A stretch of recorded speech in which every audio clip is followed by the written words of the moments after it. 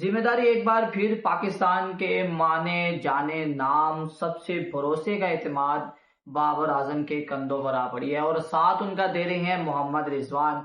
अगर मोहम्मद रिजवान और बाबर आजम अपनी पार्टनरशिप लगा पाते हैं तो ये टेस्ट पाकिस्तान जीत जाएगी। और दूसरी बात, बाबर आजम के लिए बिग बिग अपॉर्चुनिटी है कि बाबर यहाँ पे अपनी सेंचुरी लगाकर बहुत सारे जो ब्ला ब्ला करने वाले लोग हैं उनका मुंह बंद कर लेते हैं।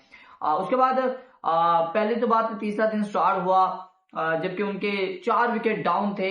इस पर पूरी डिटेल में बात करते हैं कि किस तरह हमारे टेल एंडर्स आउट होते गए जस्ट 17 रन पर और किस तरह साउथ अफ्रीका के टेल एंडर्स ने 200 प्लस रन आपको मारा।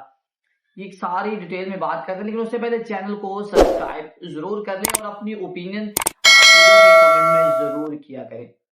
बात करेंगे फर्स्ट ऑफ ऑल तो बाबर आजम के बारे में। बाबर आजम इस वक्त क्रीज पर मौजूद है, उनका 49 रन पे वो खेल रहे हैं। जबकि अगर आप सेकंड लास्ट ओवर को सुन रहे हो कमेंट्री, जब रमीज राजा बोल रहे थे तो जब उन्होंने लास्ट ओवर के सिंगल लिया और रिजवान ने जाकर उनको फॉलो अप किया और सिंगल हो गया पहले बॉल पर, तो रमीज राजा भी ये कह रहे थे कि लोग भी चेयर अप कर रहे थे कि रिजवान यार सिंगल लेकर दो और बाबर आजम को स्ट्राइक दो ताकि बाबर आजम अपनी 50 कंप्लीट करे। और बहुत ज्यादा क्राउड जो चेयर अप कर रहा था विद बाबर आजम।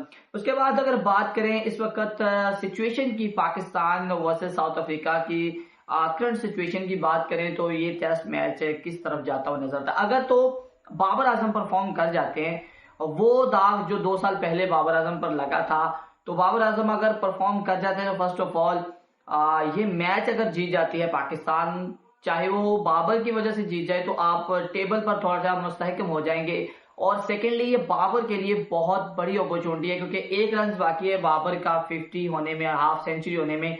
उसके बाद बाबर अगर लंबी इनिंग्स खेल जाते हैं, 100 प्लस की यहाँ पर पार्टनरशिप अगर नजर आती है और कम बेश ना, मुझे लगता है कि पाकिस्तान को 250 प्लस का टारगेट देना चाहिए क्योंकि चौथे दिन के खेल में अगर साउथ अफ्रीका को 250 प्लस का टारगेट मिलता है तो साउथ अफ्रीका कोलैप्स कर जाएगी। हमने फर्स्ट टेस्ट में भी ये देखा है, अंडर प्रेशर साउथ अफ्रीका भी कोलैप्स करती है। अब बात कर लेते हैं टेल एंडर्स की, क्योंकि पहले टेस्ट में भी हमने देखा और साउथ अफ्रीका की जब बैटिंग आई तो टेल एंडर्स ने क्या किया वो भी हमने देखा। फर्स्ट इनिंग जब पाकिस्तान ने बैटिंग की तो आपके 5 विकेट डाउन थे और उसके बाद क्या हुआ जी, आपके जस्ट 16 ओवर्स के अंदर 5 विकेट्स जो टेल एंडर्स के थे वो गिर जाते हैं और आपके जस्ट 16 रन आते हैं। और इसी तरह फिर अगली जब सेकंड इनिंग्स आती है तो इस तरह फिर आपकी जो पहले टेस्ट में सेकंड इनिंग आती है तो आपके टेल एंडर्स जस्ट 17 रन बना पाते हैं। अब आपने यहाँ पे नोट करना है, आपकी होम कंडीशन है, साउथ अफ्रीका यहाँ पे टूर करिए पाकिस्तान का, उन्होंने इन पिचेस पर खेला नहीं हुआ, लेकिन आपके यहाँ पे बॉलर्स को, आपके जो टेल एंडर्स हैं इनको परफॉर्म करना चाहिए था। लेकिन यहाँ पर दूसरी कंट्री के अदर जो टेल एंडर्स है वो इस तरह मार रहे हैं कि भाई यकीन मारो जैसे सवाब का काम। अब बात कर रहे थे सेकेंड टेस्ट की। सेकेंड टेस्ट में आपने 333 रन किए और आपकी ऑल आउट होगी। उसके बाद साउथ अफ्रीका की बारी आई तो उनके 4 विकेट डाउन थे 206 रन के ऊपर, ठीक है। उसके बावजूद उनके टेल एंडर्स ने, आपको अगर पता हो तो 200 प्लस रन जस्ट उनके टेल एंडर्स ने बनाया और हमारे टेल एंडर्स ने पहली टेस्ट के पहली इनिंग्स में 16 और दूसरी इनिंग्स में 17 रन दिए और पहले टेस्ट की पहली इनिंग्स में 17 रन पर ऑल टीम होगी, मतलब 17 स्कोर किए हमने और हमने सारे के सारे जो 5-6 विकेट्स थे वो सारे गंवा दिए। तो भाई पूछगिछ तो यहाँ पे टेल एंडर्स की भी होनी चाहिए। रुबाडा ने जिस तरह आपकी धुलाई की, मुतस्वामी ने जिस तरह धुलाई की, उसके बाद महाराज ने भी आपको 30 रन की इनिंग्स आपके खिलाफ खेली।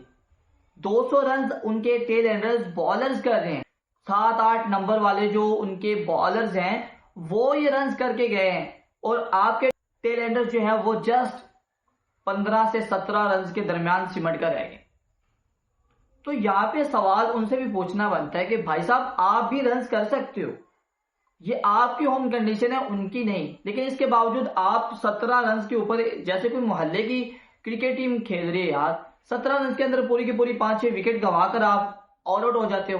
पहले टेस्ट में भी आपने ये किया, इनिंग्स में भी यही किया, सेकेंड इनिंग में भी यही किया, और अब सेकेंड टेस्ट की पहली इनिंग में भी आपने यही किया। आपके बैटर्स ने रन दिए और आपने 17 रन के इवज रहते हुए 5 विकेट गंवाकर साउथ अफ्रीका को बैट दे दिया कि आए जी धुलाई करें हमारी, और उन्होंने 404 मारा है आपको। अब आपको ये भी रन उतारने हैं, उसके बाद उनको 250 प्लस का टारगेट देना है अगर आपको क्लीन स्वीप करना है अगेंस्ट साउथ अफ्रीका। सो मैं तो यहाँ पे यही करूंगा भाई, बहुत ही बड़ी अपॉर्चुनिटी यहाँ पर मोहम्मद रिजवान और बाबर आजम के पास। इसके बाद सलमान अली आगा पड़े हैं, लेकिन वो अलग बात है, आपके रन हो जाएंगे। लेकिन बात यहाँ पर ये कि यार अगर बाबर यहाँ पर सेंचुरी कर देते हैं, वो बाबर जिसको पिछले 2 साल से पूरे पाकिस्तान मिस कर रहा है, वो दिखाई देने चाहिए। 1 रन दूर है हाफ सेंचुरी से और 51 रन और करने हैं सेंचुरी में। सो बाबर हम तो भाई अब भी आपको सपोर्ट करें। बाबर अगर रन कर रहे थे 100 प्लस की अगर पार्टनरशिप आपको देखने मिलती है, जैसे बाबर और रिजवान की अक्सर हमें पार्टनरशिप देखने मिलती थी, तो भाई ये टेस्ट मैच पाकिस्तान का है, ये तो आप लिख लो। और अगर ये पार्टनरशिप ना लगी तो पाकिस्तान टीम कोलैप्स कर जाएगी, फिर नहीं कहना, फिर आपकी ये सीरीज बराबर होने वाली है। खैर ये थी वीडियो, आपने अपनी ओपिनियन नीचे जरूर देनी है कमेंट बॉक्स के अंदर। फिलहाल के लिए इतनी मुलाकात होगी नेक्स्ट वीडियो में, तब तक के लिए अल्लाह हाफिज।